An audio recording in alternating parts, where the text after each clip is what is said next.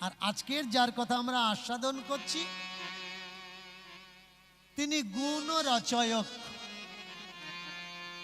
তিনি চৈতন্য না। তাকে যারা চৈতন্য বলে মনে করেন এটা ভুল ধারণা। তিনি চৈতন্যকে জন্ম দেন, চৈতন্যের জনক। এই দুটো অন্তর। যতক্ষণ শব্দ ভেদ, শব্দ কেউ না ধরতে পারবে, বুঝতে পারবে, ততক্ষণ অর্থ তার বোধগম্য হবে না। আগে শব্দ চয়ন শেখা লাগবে, তারপরে শব্দ অর্থ বোধগম্য করা লাগবে। যেমন অনেকে বলে গরু দুধ দেয়। গরু কখনো দুধ দেয় না, গরুর থেকে দুধ মানুষ বের করে দেয়। কিন্তু এতদিন আমরা জানি গরু দুধ দেয়। গরু কারো দুধ দেয়? গরু দুধ দেয়, গরুর থেকে দুধ বের করার। তেমনি এতদিন আমরা যাকে জানতাম চৈতন্য বলে, তিনি চৈতন্য না, তিনি তো চৈতন্যের জনক। তিনি চৈতন্য সৃষ্টি করেন, চৈতন্য প্রদানকারী। সেই চৈতন্যের বিশেষ বিশেষ কিছু ধারাবাহিকতা আছে। একটা বিষয় আজকে আমি চর্চা করব, একটু মন দিয়ে শুনবেন। অনেকের ধারণা আমার মহাপ্রভু কাউকে দীক্ষা দেয়নি, কোনো শিষ্য করেনি। আর এটাই আজ পর্যন্ত সবাই জেনে আসছে যে মহাপ্রভু কাউকে দীক্ষা দেয়নি, কোনো শিষ্য করেনি। কিন্তু এটা বড় ভুল। অনেকে জানেন মহাপ্রভুর লেখা কিচ্ছু নেই, কোনো গ্রন্থাদি কিছু নেই। এটা ভুল কথা। তৎকালীন সময়ে মহাপ্রভু যখন বৃন্দাবনে অবতরণ করেছেন, বৃন্দাবনে বাস করছেন, একটু মন দিয়ে শুনবেন বিষয়টা। সেই সময় এক ভক্ত বৃন্দাবনে ঠাকুরজির দর্শনের জন্য সব কিছু ত্যাগ দিয়ে এলেন। মনের একটা অভিলাষ যে মহাপ্রভুর মুখের দিকে তাকিয়ে তাকিয়ে আমি জীবন ব্যতীত করব। যদি মরতেই হয় এ জীবন আমি মহাপ্রভুর মুখ দর্শন করতে করতে মরব। কত বড় অভিলাষ দেখুন। কারণ আর এমন জন্ম আমার হবে না। আর জন্ম যখন হয়েছে, মহাপ্রভুকে যখন পেয়েছি, হেলায় হারাবো না। নামটা কি? বিঠল দাস জি। বিঠল দাস। এই বিঠল দাস মহাপ্রভুর সম্মুখে বসে মহাপ্রভুর মুখপানে তাকিয়ে আছে। স্বীকার করেছেন বিঠল দাস গুরু রূপে মহাপ্রভুকে, মহাপ্রভুও স্বীকার করেছেন বিঠল দাসকে শিষ্য রূপে। এইভাবে প্রতিনিয়ত বসে থাকে, একে অপরের পানে তাকিয়ে থাকে। খুব বড় পণ্ডিত বিঠল দাসজি। একদিন স্বরাষ্ট্রের রাজা দূত পাঠালেন বিঠল দাসের কাছে যে আমার দরবারে তোমার চাকরি করা লাগবে, আমার দরবারে তোমার চাকরি করা লাগবে। পরিস্থিতিটা কেমন? মহাপ্রভুর বদন পানে তাকিয়ে দেখছেন মন্ত্রমুগ্ধ হয়ে। ঠিক সেই সময় রাজার কোনো এক দূত খবর নিয়ে এসছে, এখানে বিঠল দাস কে আছে? কেউ কোনো কথা বলছে না। কেন কথা বলছে না? প্রেমের চরম মুহূর্ত যখন কোনো ব্যক্তি পৌঁছে যায় তখন সে আর কথা বলতে পারে না। তার কাছে কোনো লফজ, কোনো ভাষা, কোনো শব্দই থাকে না। আর একটু সহজ করে বুঝে নি, জল যখন নাভি পর্যন্ত বা হাঁটু পর্যন্ত হয় তখন মানুষ কথা বলতে পারে।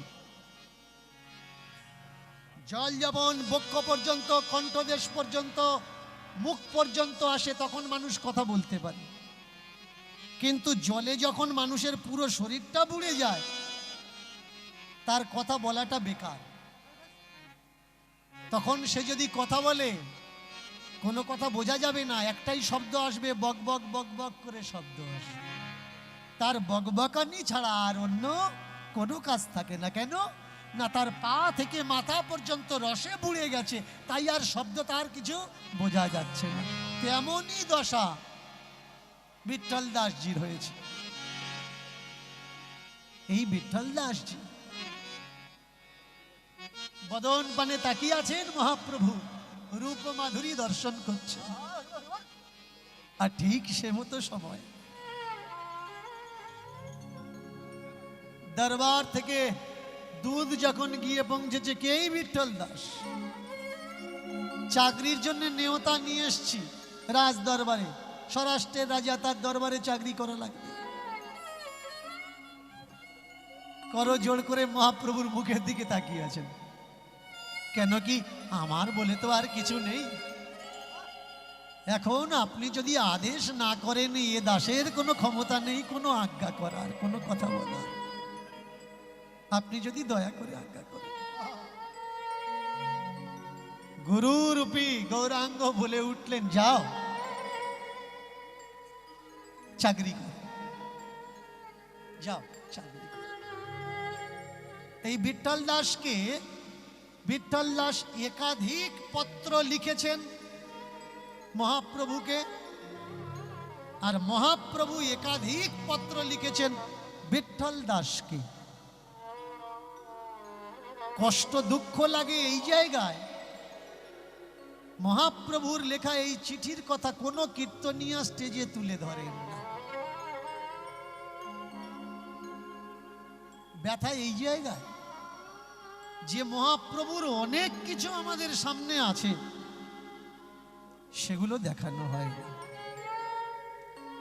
আসুন আজকের যে লীলা আমরা আস্বাদন করব,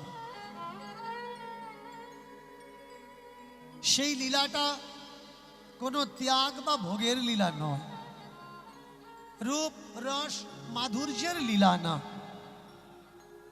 আমরা প্রত্যেকেই সাংসারিক মানুষ,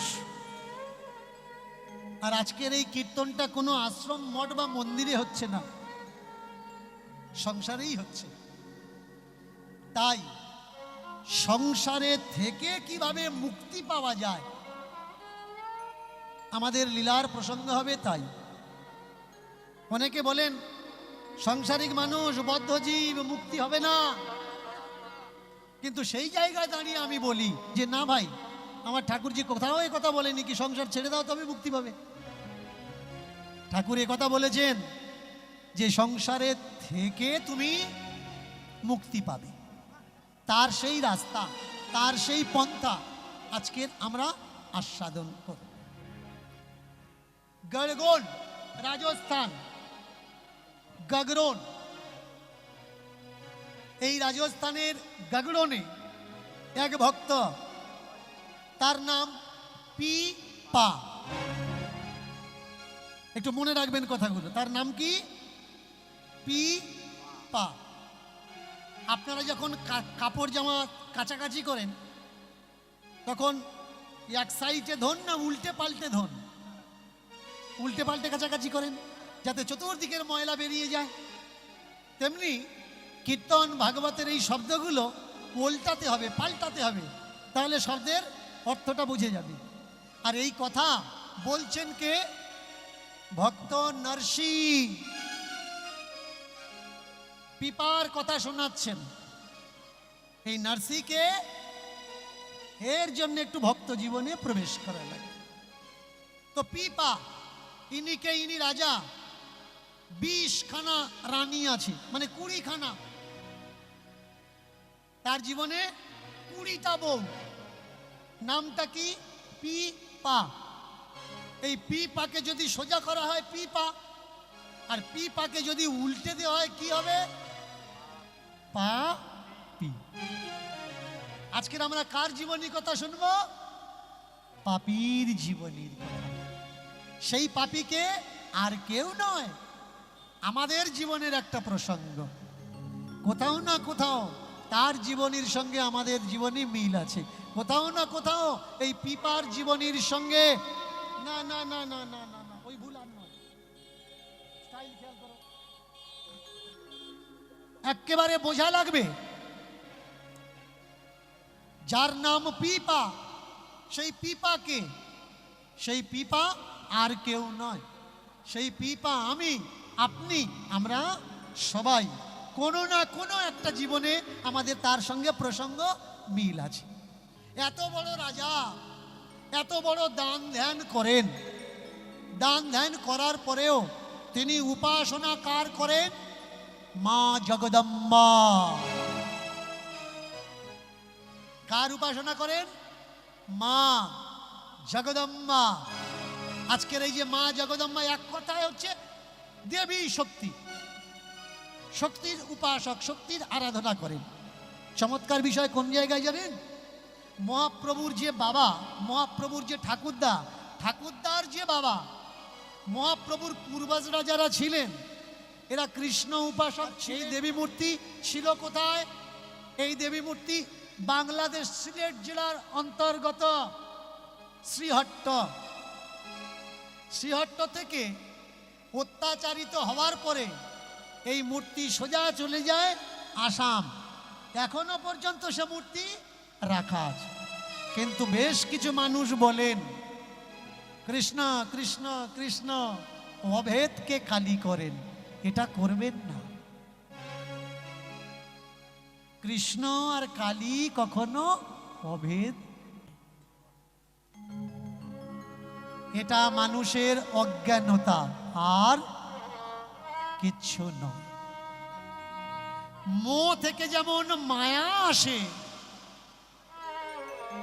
তেমনি মোহ থেকে মা শব্দের উচ্চারণ হয়। আর যে ব্যবস্থাপনায় মায়েদের অংশ নেই, সে ব্যবস্থাপনা সম্পূর্ণ নয়। আজকের যে বড় যজ্ঞটা হচ্ছে, এখানে যদি মায়েরা অংশগ্রহণ না করে, শুধু বাবারা করে, যজ্ঞটা কি সম্পূর্ণ হবে? ভালো দেখাবে? ভালো দেখাবে।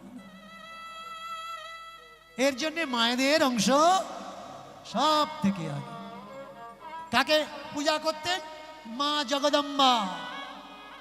এই জগদম্বাকে বিশ্লেষণ করলে আজকের আমাদের কত সৌভাগ্য দেখুন। আজকের আপনারাও এসেছেন, আমরাও এসেছি, আর একটা পাগল ছেলে চলে এসছে। এর পরিচয় আপনারা সবাই জানেন, অনেকে চেনেন বা অনেকে চেনেন না।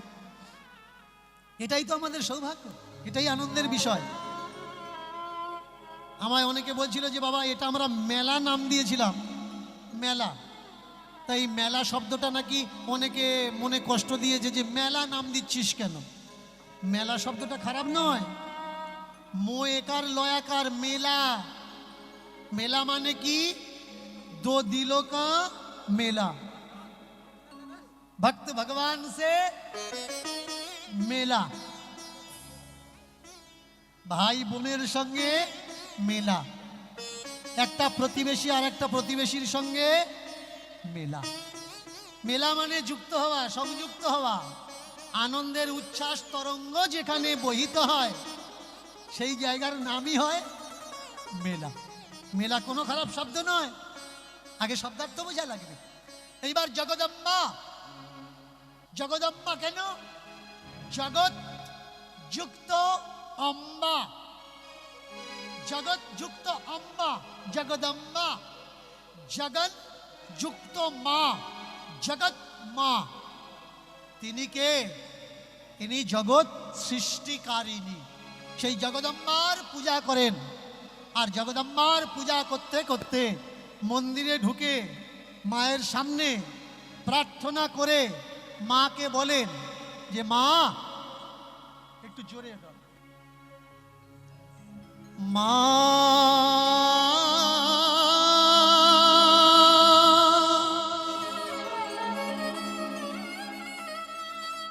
মা মা মা গো, ও তোমার রূপ মাগো, এই কি তোমার রূপ মা।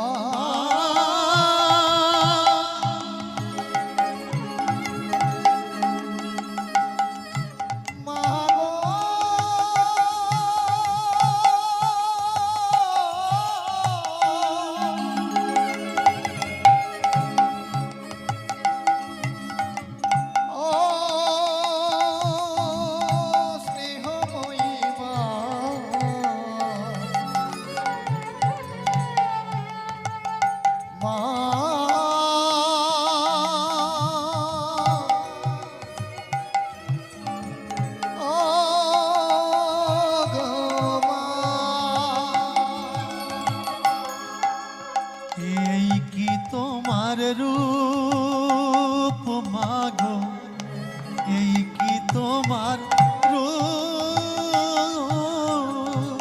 এই কি তোমার রূপ মাগো, এই কি তোমার রূপ।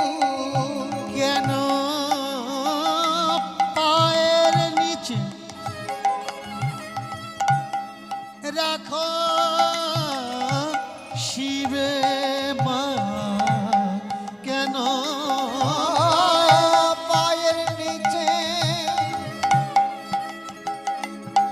মাগো রাখো শিবে, কেন পায়ের নিচে রাখো শিবে, এ কি কেমন স্বরূপ মাগো, এই কি তোমার রূপ মাগো, এই কি তোমার রূপ।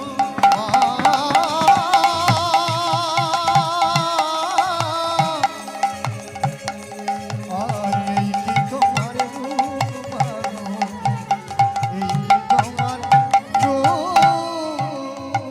আমা, এটা তোমার কেমন রূপ যে পায়ের নিচে তুমি শিবকে রেখেছ? তত্ত্ব বললে শোনো, এই যে পায়ের নিচে শিব নয়, তাহলে কি ওটা মায়ের বর না? কি মা, পায়ের নিচে কি মায়ের বর? তো বললে না না, ওটা মায়ের বর না,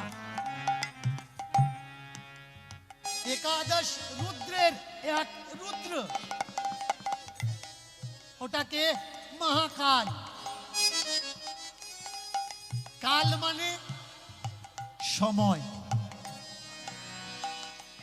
মা তার পায়ের নিচে যাকে দাবিয়ে রেখেছে সেটাকে সময়। সময়কে ধরতে পেরেছে আজ পর্যন্ত এমন কোনো দেবদেবী নেই, কিন্তু মা দেখালেন যে দেখো আমার পায়ের নিচে সময়কে আমি দাবিয়ে রেখেছি। শুধু দাবি না, দাবিয়েও না,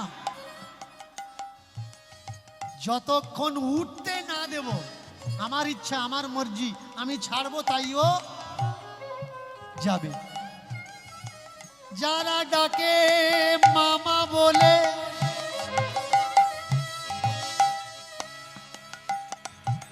মা এইভাবে খারাপ সময় রাখে পদ তলে। মাগো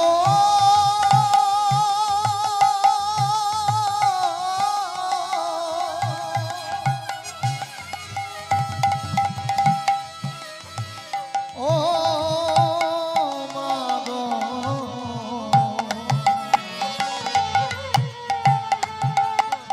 ও মাগো, যারা মামা বলে ডাকে মামা মামা গো, যারা হরি হরি করে, কৃষ্ণ কৃষ্ণ করে, গোবিন্দ গোবিন্দ করে, রাধে রাধে করে, পায়ে পায়ে কিন্তু বিপদ থাকে তাদের। আর ঠাকুর তাদেরকে বিপদে ফেলে দিয়ে পরীক্ষা নেয়। কিন্তু যারা জয় মা ভবতারিণী করে, মা বলে তাদের বিপদকে আমি রেখে দিই আমার পদতলে। তাদের বিপদ করবে এত বড় সাধ্য কারোর নেই, তাদের কেউ বিপদে ফেলবে এত বড় স্পর্ধা কারোর নেই। বাস্তবেও তাই। যে বাচ্চা আগে মা বলি আসে, মা বলতে পাগল, মা বলা পাগল ছেলেকে কেউ কখনো বিপদে ফেলতে পারে। যে ব্যথা লাগলে মা, খুশি হলে মা, দুঃখ পেলে মা, খিদে পেয়েছে মা, কোথায় যাবে তো মা, বাড়ির বাইরের থেকে ছুটে এসে কই আমার মা, কই আমার মা, তার বিপদ হয় না। তাই তো তিনি জগদম্বা, জগৎ জননী, বিশ্বমাতৃরূপিণী মা। মাগো মাগো এই কি তোমার রূপ, এই কি তোমার রূপ,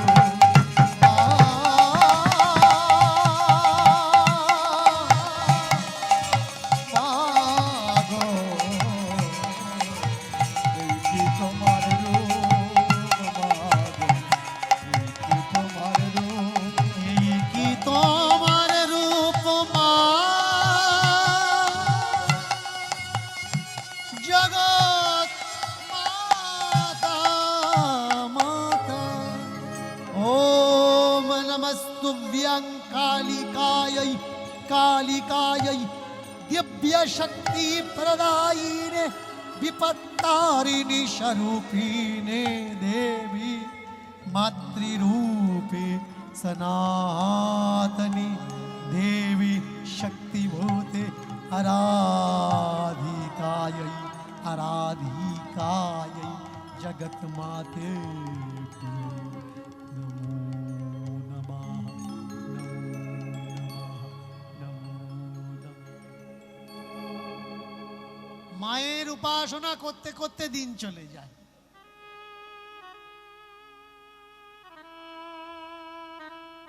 সকাল হলেই ঘুম থেকে উঠে আগে মায়ের মন্দিরে প্রবেশ হয়।